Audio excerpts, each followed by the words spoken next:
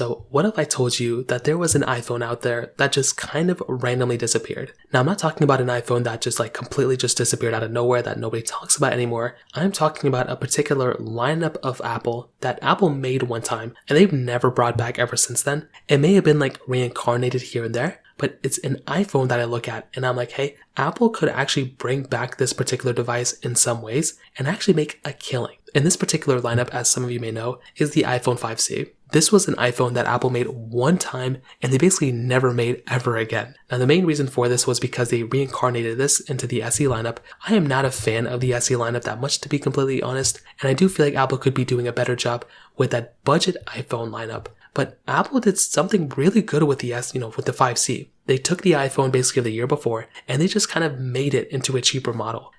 Apple wasn't the only one to do this too. Samsung did this before as well with the Galaxy S10e lineup. They made that phone one time and then that lineup disappeared completely. There's still the FE lineup there, but these phone manufacturers, I think, were honestly onto something. And if Apple could do one thing, I think they could make a lot of iPhone sales, maybe, on a cheaper price tag of an iPhone, not the most expensive one. But this is what I'm thinking. If Apple were to go through and use the concept again of the iPhone 5C, basically, getting the newest iPhone or the last year's iPhone, whatever, making kind of a budget version of that and just selling that as a next gen, I think that would be kind of an interesting thing. So how would Apple do this with the iPhone 15s? Well, if you take a look at the iPhone 15, I think Apple could make, if the iPhone 15 costs $799, I think Apple could make a $649 version of the iPhone, 15 and call it the iPhone 15C. Now, I think they would never do this and they would be, I don't even know what I'm talking about. But I think what Apple could end up doing is they could use the body of the iPhone 15 and the internals, they could change out everything. They could go ahead and throw an